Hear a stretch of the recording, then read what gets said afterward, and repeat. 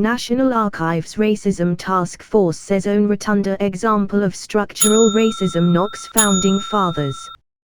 The task force also called for trigger warnings to accompany historical content.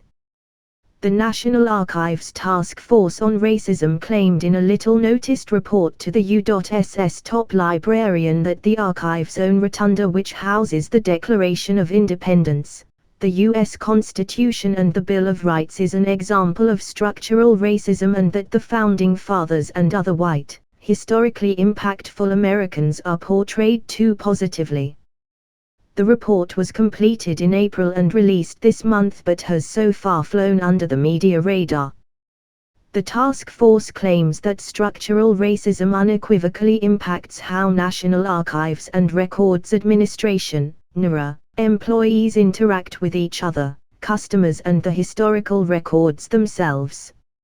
Some examples of structural racism were provided in the summary of the report, including legacy descriptions that use racial slurs and harmful language to describe BIPOC communities, which includes actual racial slurs alongside terms such as elderly, handicapped and illegal alien.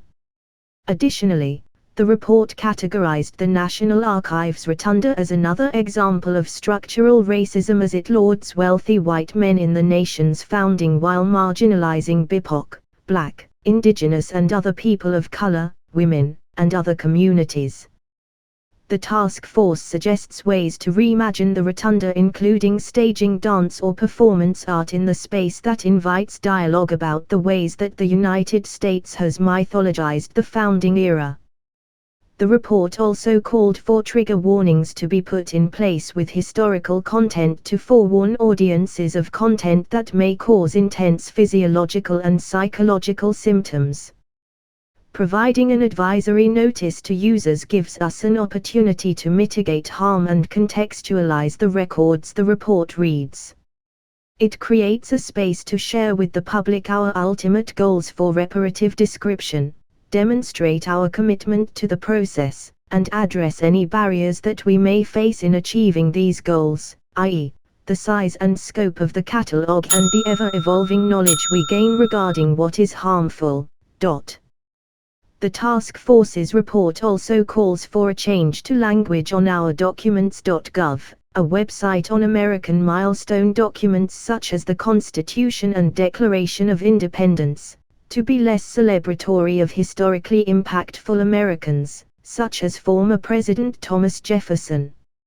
OurDocuments.gov features transcripts and historical context of 100 milestone documents of American history, but often uses adulatory and excessive language to document the historical contributions of white, wealthy men, the report reads, before taking aim at Jefferson.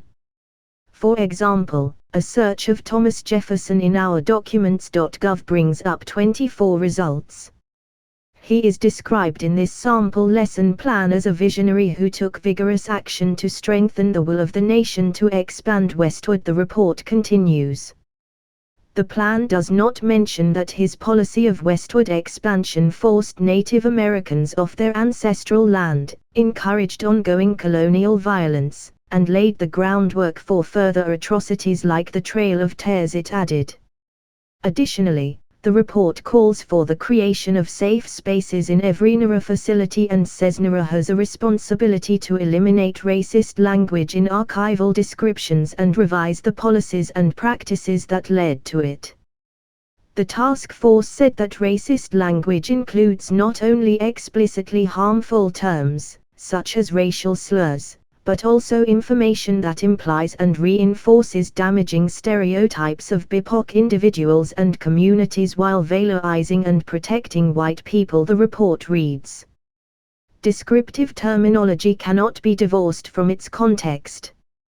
Cassie Smedile, executive director of conservative group America Rising, said that the report is the radical left's latest attempt to sow division and rewrite our history.